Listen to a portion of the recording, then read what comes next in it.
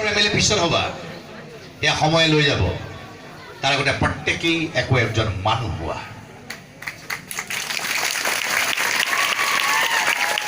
ইয়াতে কৈছে ৰাতি পোহৰত মোক দেখে ইয়াত অলপ নহয় নহয় লাগিব কাৰণ মই ৰাতি মেকআপ কৰি ভগা হৈ ওলাও এতিয়া মস্ত গোলা এটা উপায় নাই এই আমাৰ জীৱন মোক ইয়ালৈ নিমন্ত্ৰণ কৰি অনা প্ৰত্যেকৰ ওচৰত মই কৃতজ্ঞতা জ্ঞাপন কৰিছোঁ যে আমাৰ দৰে ক্ষুদ্ৰ একোটা নাটক কৰি খোৱা মানুহক আপোনালোকে মৰম যাচিছে ইয়ালৈ মাতি আনিছে আমাৰ সৌভাগ্য আৰু মই স্বীকাৰ কৰিছোঁ যে আপোনালোকে মৰম মই আজীৱন বুকুত লৈ থাকিম এই মাত্ৰ দলংখন পাৰ হ'লে মোৰ নাটক চলি আছে ৰাতি আকৌ তাত মই নাটক কৰিম কালি 2:10 ঘৰত পাইছোঁ কিন্তু এই ভগৱানহঁতৰ তোমালোকৰ ছাৰ ভগৱান ছাৰসকলৰ ভগৱানে শিক্ষকসকল আমাৰ কাৰণে ভগৱানে তেওঁৰ নামো ভগৱান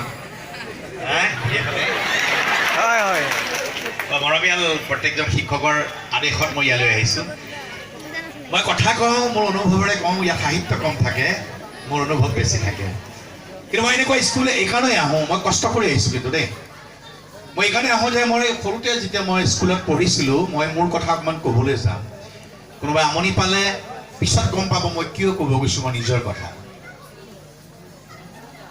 জীৱনত 25টা বছৰ বেলেগৰ চৰিত্ৰ কৰি আহিছোঁ বেলেগৰ চৰিত্ৰ বুকুত সোমোৱাই বেলেগৰ ৰং সানি বেলেগৰ কথা কৈ মানুহক হহুৱাইছোঁ কন্দুৱাইছোঁ এনেকৈ জীয়াই আছোঁ জীৱনৰ 25টা বছৰ থিয়েটাৰ জগতত তাৰ মাজত মই নিজৰ এটা মই লুকাই আছোঁ আমি লুকাই থাকোঁ চৰিত্ৰৰ মাজত মোৰ সঁচা জীৱনটো অকণমান ক'ব বিচাৰিছোঁ মই যেতিয়া সৰুতে আছিলোঁ তেতিয়া আমাৰ অৰিজিন ঘৰ আছিল মাজুলীত সত্ৰৰ মানুহ আছিলোঁ আমি সত্ৰৰ লগতে পানী উটাই নিয়াৰ কাৰণে আমাৰ ঘৰ বাৰী একো নাছিল দেউতা সত্ৰত আছিল বিয়া বাৰু কৰাৰ পিছত আমি জন্ম হৈছিলোঁ তেতিয়া আমাৰ একোৱেই নাছিল থকা ঘৰ নাছিল খাবলৈ চাউল নাছিল পিন্ধিবলৈ কাপোৰ নাছিল একদম সঁচা কথা মই এটাও মিছা কথা নকওঁ মই এইখিনি কথা নক'লেও চলে কিন্তু মই এইকাৰণে কৈছোঁ কিয় কৈছোঁ মই পিছত কওঁ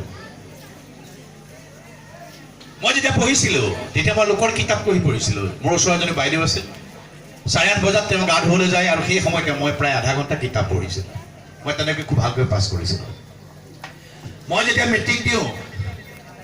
মেট্ৰিক দিয়াৰ সময়ত মোৰ লং পেণ্ট নাছিল অবিশ্বাস্য কথা কোনো বিশ্বাস নকৰে সঁচা কথা 1984-85 চনত মই মেট্ৰিক দিছিলোঁ আৰু তেতিয়া মোৰ লং পেণ্ট নাছিল এজন মানুহ আছিল যোগেন নেওগ তেখেতৰ লং পেণ্টটো 14 দিনৰ কাৰণে মই ভাড়ালৈ আনিছিলোঁ 50 টকা দি আৰু সেই লং পেণ্টটো পিন্ধি মই 14 দিনৰ ভিতৰত মই মেট্ৰিক পৰীক্ষা দিছিলোঁ আৰু মই ভালকৈ পাছ কৰিছিলোঁ মই এইকাৰণে কৈছোঁ মোৰ সপোন আছিল কিবা এটা কৰাৰ সপোন আছিল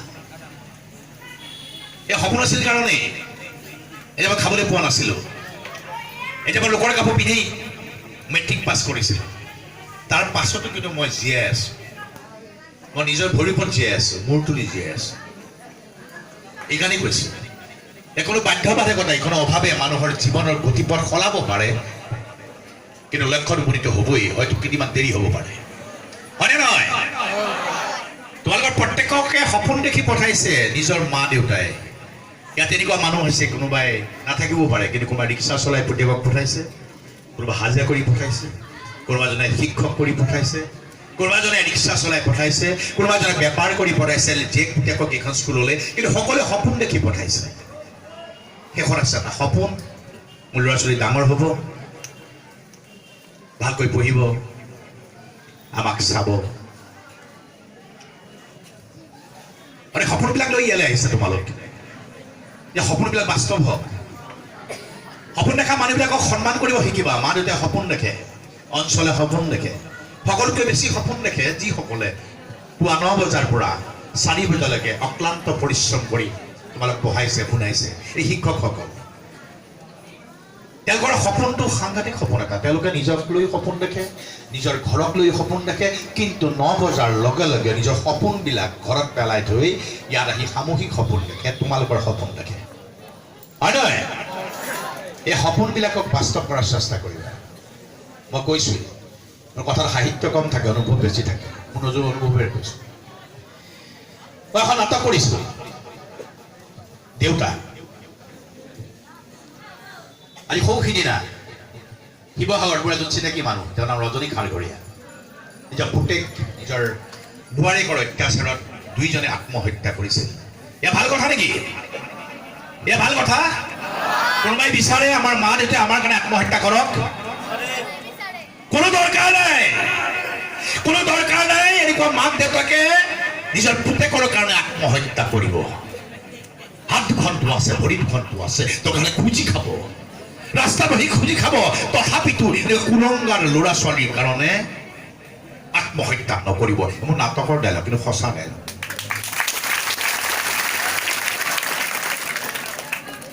আৰু এখন নাটক কৰিম আজি, মন মৰি সংসাৰ পুতলা পুতলা। নাটক চাবলৈ মই পৰকে নিমন্ত্ৰণ কৰিছো। মই তোমালোকৰ বাবে আহিছো, কিন্তু মোৰ বাবেও আহিছে। তোমালোকৰ কাৰণে আহিছো, মই তোমালোকৰ মৰমত আহিছো, কিন্তু মোৰ কাৰণেও আহিছো। কিন্তু জাপ মাৰি গ'লে মোৰ নাটক। ইয়ালৈ যাবা, ঘৰলৈ যাবা, মুখ হাত ধুবা, ঘৰৰ পৰা পাৰ্মিশ্যন ল'বা, ডাইৰেক্ট নাটকত সোমাবা। এয়া মই অনুৰোধ কৰিছো, আহিবা না আজি? বহুত ভাল লাগিছে, বহুত মানুহ।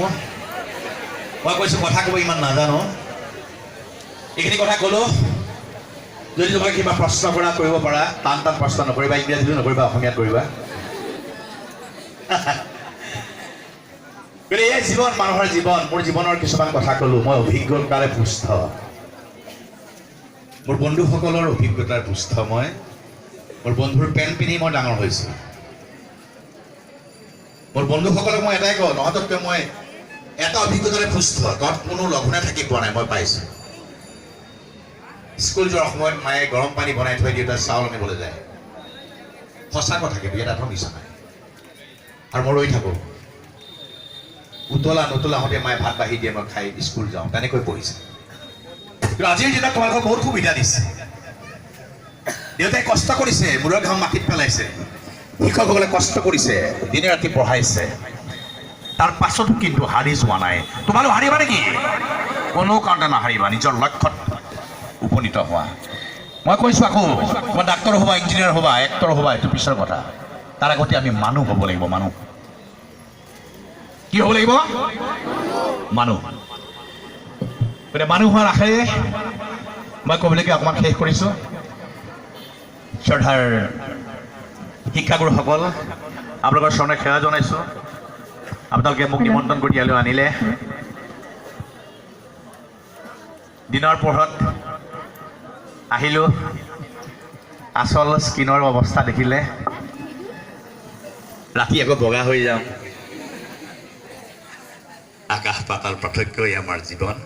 আনৰ জীৱন অনুভৱ কৰোঁ, আনৰ জীৱনত ৰং সানিবলৈ চেষ্টা কৰোঁ। নাটক কৰি এতিয়া মই ঘৰ পুহিছো, মোৰ মা দেউতাৰ ঔষধ দিছো, মই শান্তি পাইছো, মোৰ মা দেউতাক মই সুখত ৰাখিছো। পৃথিৱীত তুমি কিমান দুখত আছা ডাঙৰ কথা নহয়। সুখ সেইটোৱেই যে তোমাৰ মা দেউতাক তুমি সুখত ৰাখিছা। সুখৰ কথা সেইটোৱেই যে মা দেউতাই আনক ক'ব পাৰিছে যে মোৰ চিন্তা নাই, মোৰ ল'ৰাই মোক আমোক কৰে, মৰম কৰে, ঔষধ দিয়ে। মোৰ মা দেউতাই, আমাৰ মা দেউতাই বেছি বস্তু নিবিচাৰে। আজি মোৰ দেউতাই কাৰোবাৰ দেউতাক এনেকুৱা আছে নেকি তোমাৰ বাইক বিচাৰিছে নেকি কাৰোবাৰ পৰা? মোৰ বাইক এখন লাগে বিচাৰিছে? কোনোবাই বিচাৰিছে যে এটা মোবাইল লাগে মোক দামী? কোনোবা মাক দেউতাক আছে নেকি বিচাৰিছে নেকি তোমালোকৰ পৰা? নাই বিচৰা। কি বিচাৰিছে? যে তোমালোক মানুহ হোৱাটো বিচাৰিছে।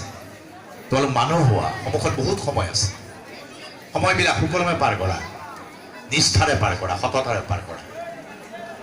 মই নিজে অভিজ্ঞ সময়ৰ ওপৰত 25টা বছৰ নাটক কৰিছোঁ, লোকৰ জীৱনৰ ওপৰত। লোকৰ জীৱন কিছুমান মই নিজৰ জীৱনৰ মাজত মিলাই লৈ নাটক কৰিছোঁ। মই বুজি পাওঁ, মানুহৰ মৰম বুজি পাওঁ, আদৰ বুজি পাওঁ। আৰু সেই আদৰৰ কাৰণে মই ইয়ালৈ আহিছোঁ। পুনৰবাৰ মই সকলোকে নমস্কাৰ জনাইছোঁ। ভুল ভ্ৰান্তি হ'লে ক্ষমা কৰিব, যদি কিবা নক'বলগীয়া কথা কৈছোঁ সেয়াও ক্ষমা কৰিব। মই জানো কোনোবা মাইক লৈ আছে, মোক প্ৰশ্ন কৰিব। আপোনাৰ এখন জনপ্ৰিয় নাটকৰ এটি জনপ্ৰিয় সংলাপ শুনিব বিচাৰো।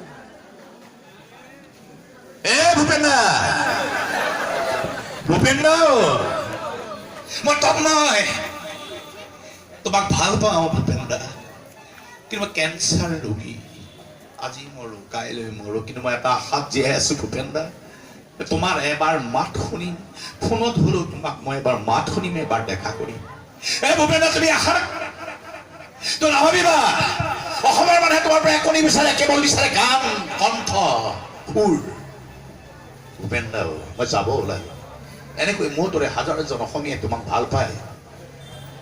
তুমি ভুল নুবুজিবা ভূপেন দা, আমি তোমাৰ পৰা একোৱেই নিবিচাৰো, জীয়াই থকাৰ সুধা বিচাৰো, সঞ্জীৱনী সুধা। ধন্যবাদ।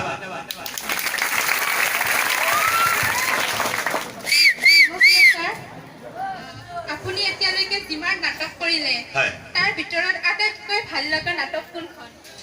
মই আচলতে বহুত নাটক কৰি 25টা বছৰত বহুত নাটকেই কৰিছোঁ। প্ৰতিখন নাটকেই আমাৰ বাবে বহুত ভাল। প্ৰতিটো চৰিত্ৰই আমাৰ কাৰণে সাংঘাতিক নিজৰ সন্তানৰ দৰে, যাক হাতত তুলি বা যাক সন্মুখত লৈ পিছে পিছে মই মৃদুল হৈ ঘূৰি ফুৰোঁ। তাৰ মাজতো